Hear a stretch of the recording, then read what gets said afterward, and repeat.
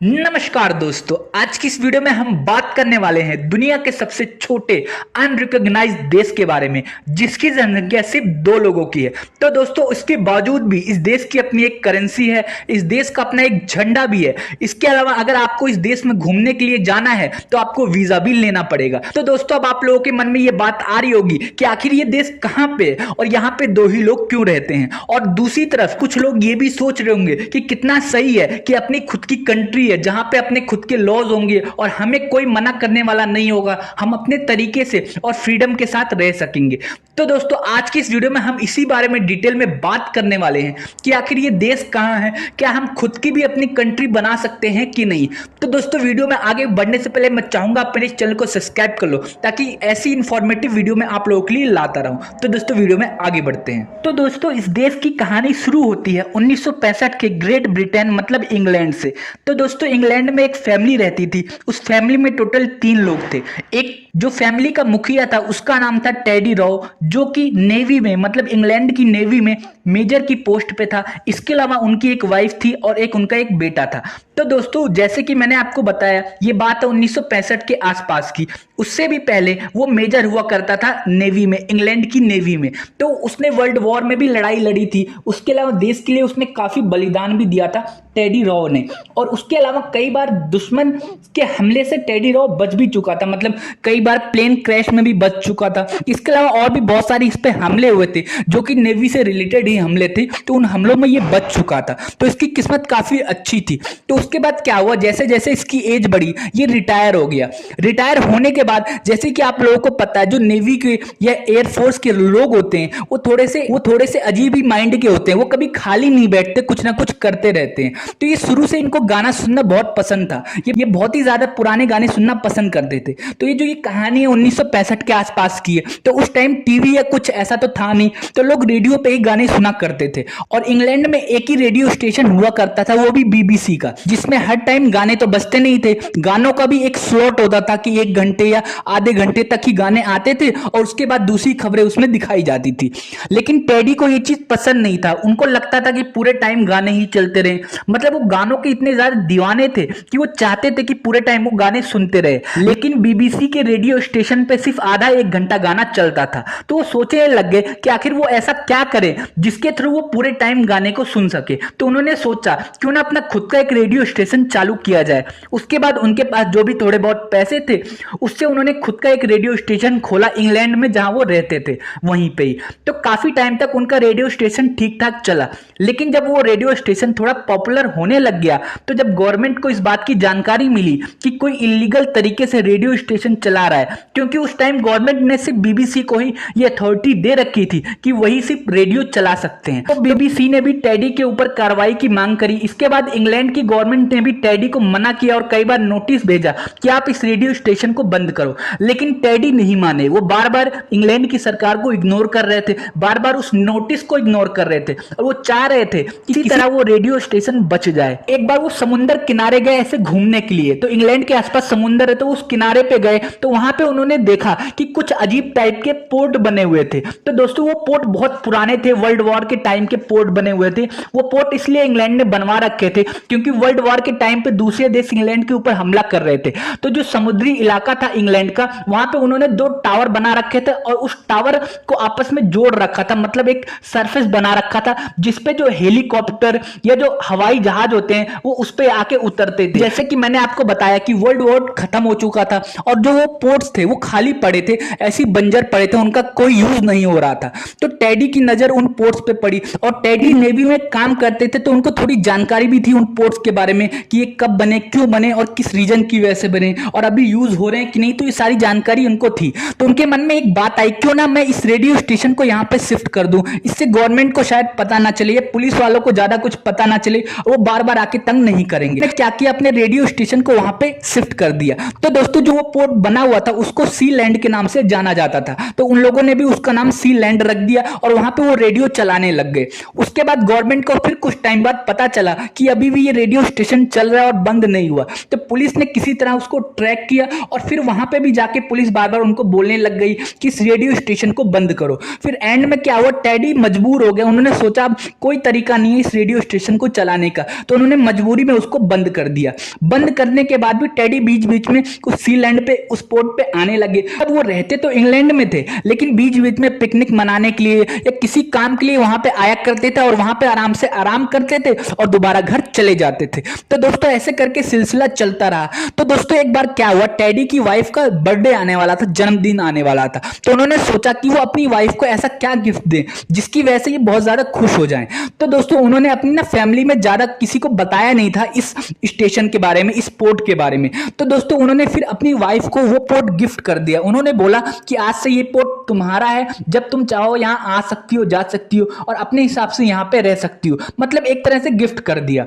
उसके बाद उनकी वाइफ ये चीज देख के बहुत ज्यादा खुश हुई, उनका जो एक छोटा बेटा था वो भी बहुत ज्यादा खुश हुआ। फिर के बाद क्या हुआ, ये तीनों लोग उस पोर्ट पे रेगुलर आने लग गए, बीच बीच में पिकनिक भी मनाते थे। तो टेडी की वाइफ ने एक दिन टेडी से बोला, यार ये कितना अच्छा है, यहाँ पे हम आराम से फ्रीडम से रहते हैं, हमें कोई रोकने टोकने वाला नहीं है, ये तो एक देश जैसा है, मतलब अगर यहाँ पे हम कुछ फैसिलिटी और ऐड कर दे तो ये बिल्कुल अपनी एक कंट्री जैसी बन जाएगी, मतलब खुद की कंट्री। तो ये बात टेडी के मन में क्लिक कर गई, तो उन्होंने सोचा हाँ क्यों ना इसको अपना एक देश बनाया जाए। तो उन्होंने क्या किया, जुगाड़ से और दूसरे तरीकों से, मतलब वहां पे सोलर सिस्टम लगा दिया, वहां पे एक घूमने वाला विंड लगा दिया जिसके थ्रू बिजली बन सके। उसके अलावा वहां पे उन्होंने खुद का एक झंडा बना दिया और वहां की एक करेंसी भी बना दी और उस करेंसी पे उन्होंने अपनी वाइफ की फोटो लगा दी और भी कई दूसरे तरीके जो भी एक कंट्री के लिए जरूरी होते हैं वो सारी चीजें करने लग गए। मतलब उन्होंने खुद का एक संविधान भी बनाया जो कि 7 पेज का संविधान था, उसमें उस कंट्री के अपने कुछ लॉज थे और उसके अलावा उन्होंने इस पोर्ट का नाम सी लैंड रख दिया, मतलब सी लैंड उस कंट्री का नाम उन्होंने रख दिया और खुद ही उसको एक कंट्री रिकॉग्नाइज कर दी। उसके बाद जब टेडी के दोस्तों को ये सारी बात पता चली कि इनकी खुद की अपनी एक कंट्री है या कह सकते हैं एक पोर्ट है, तो इनके दोस्तों को भी ये चीज काफी पसंद आई। तो इनके जो दूसरे दोस्त थे वो लोग यहाँ पे आने लग गए, जो इनके साथ नेवी में काम करते थे वो लोग कंट्री को देखने आने लग गए। तो हुआ 20-30 लोग वहां पे आ गए, तो टेडी को लगा कि अब इनको कहां पे ठहराया जाए। तो उन्होंने उस फोर्ट के अंदर बहुत सारे रूम बनाए, करीब 10 से 12 रूम बनाए और जो पिलर होता है, जो साइड में 2 पिलर लगे हुए हैं, उन्हीं पिलर के अंदर उन्होंने वो रूम बनाए। वहां पे रूम को अच्छे से सजाया गया, वहां बिजली की व्यवस्था की गई, वहां पे लाइब्रेरी बनाई गई, वहां पे जिम बनाया गया। इसके अलावा वहां पे एक चर्च भी बनाया गया, मतलब छोटे छोटे रूम में उन्होंने हर फैसिलिटी दे दी। उसके बाद जो टेडी के दोस्त थे वहां पे कुछ दिन रहे, उसके बाद वो चले गए। तो एक दिन क्या हुआ, टेडी के दोस्त ने बोला कि आखिर तुम्हारे मन में ये बात कैसे आई कि इसको एक देश बनाया जाए, क्या तुम्हारी वाइफ ने एक बार बोला कि ये देश जैसा लगता है, तुमने इसलिए इसको देश बना दिया? तो टेडी ने एक राज की बात उगली, उस दिन उन्हें बताया कि नहीं, वो रीजन नहीं है कि मैंने अपनी वाइफ की वजह से इसको एक देश डिक्लेयर किया, इसके पीछे एक दूसरी कहानी है। तो दोस्तों टेडी के दोस्तों ने पूछा कि आखिर इसके पीछे कौन सी ऐसी राज की बात है जो हमें नहीं पता। तो टेडी ने बताया कि जब गवर्नमेंट ने मेरी रेडियो स्टेशन को बंद कर दिया, उसके बाद भी मैं बीच बीच में यहाँ पे आया करता था और मेरा बेटा भी यहाँ पे आया करता था। तो एक बार क्या हुआ कि मैं और मेरा बेटा इस पोर्ट पे बैठे हुए थे आराम से, तभी क्या हुआ कि जो इंग्लैंड की नेवी है वो हमारी तरफ आने लग गई और हमारे ऊपर बम के गोले फेंकने लग गई और ऐसा लग रहा था जैसे वो इस पोर्ट को तबाह करने वाले हैं।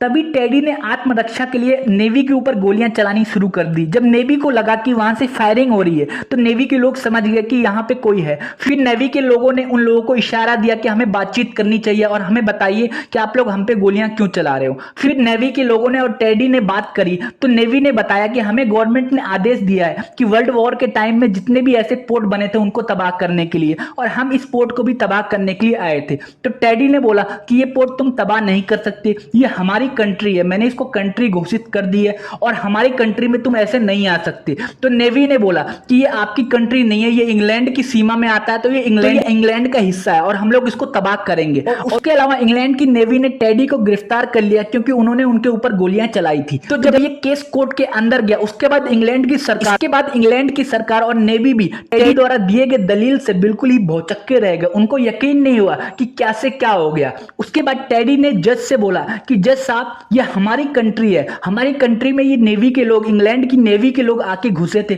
उन्होंने हम पे हमला किया, उसके बाद हमने आत्मरक्षा के लिए इनके ऊपर हमला किया।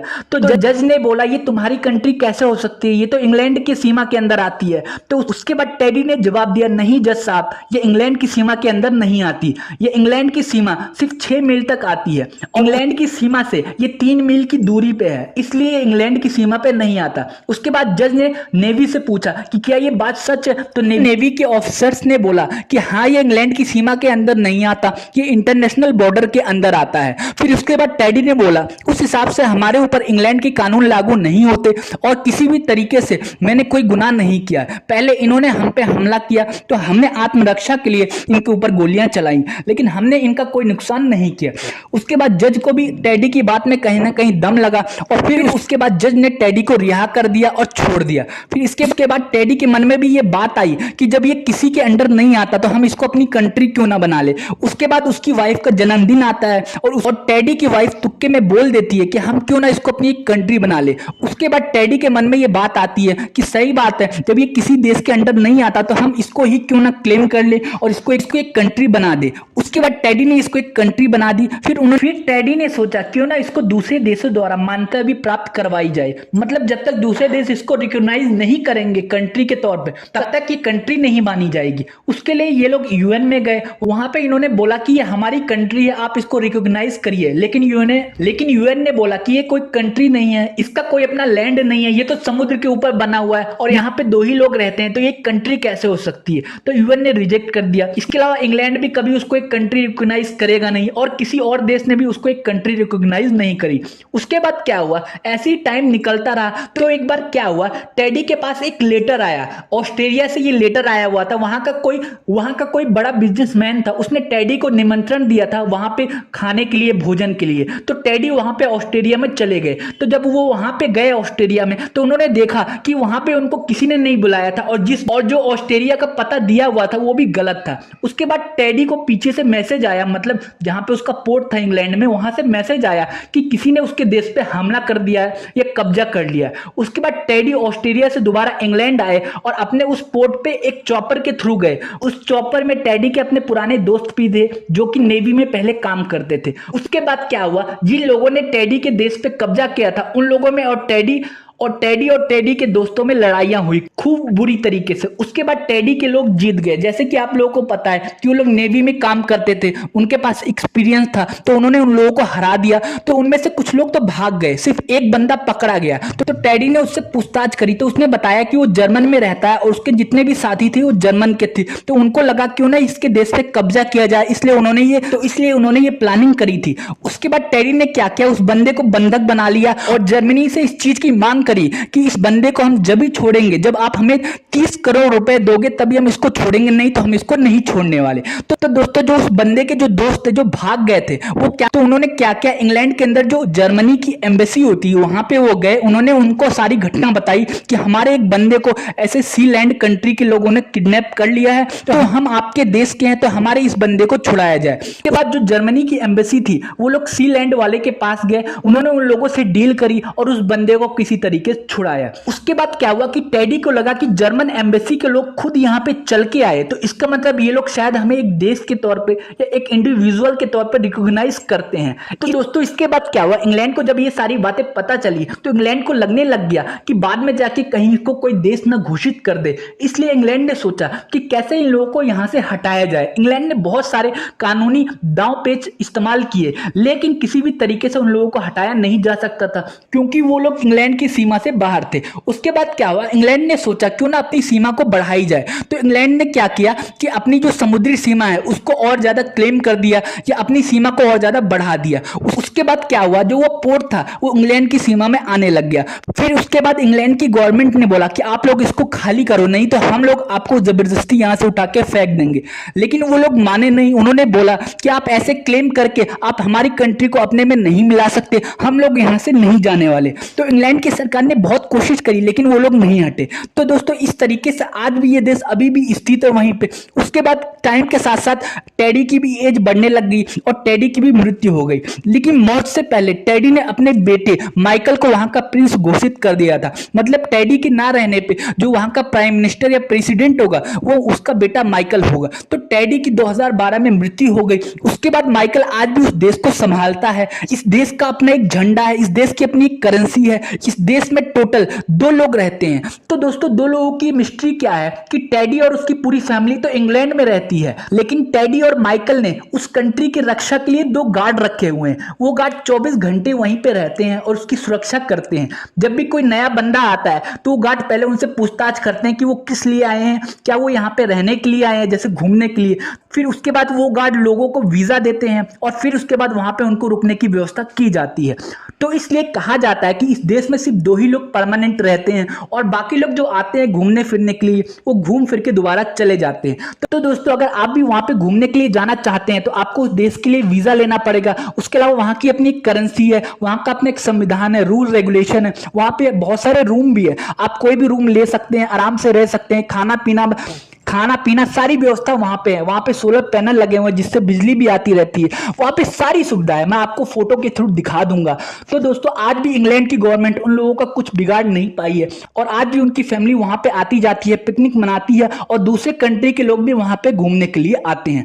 तो दोस्तों उम्मीद करता हूं आपको ये सारी चीज समझ आई। आज की स्टोरी आपको कैसी लगी नीचे आप कमेंट करके बता सकते हैं। जाने से पहले मैं चाहूंगा आप मेरे इस चैनल को सब्सक्राइब कर दो ताकि मैं थोड़ा मोटिवेट हो सकूं आप लोग के लिए और भी अच्छी और बेहतरीन वीडियो बनाने के लिए।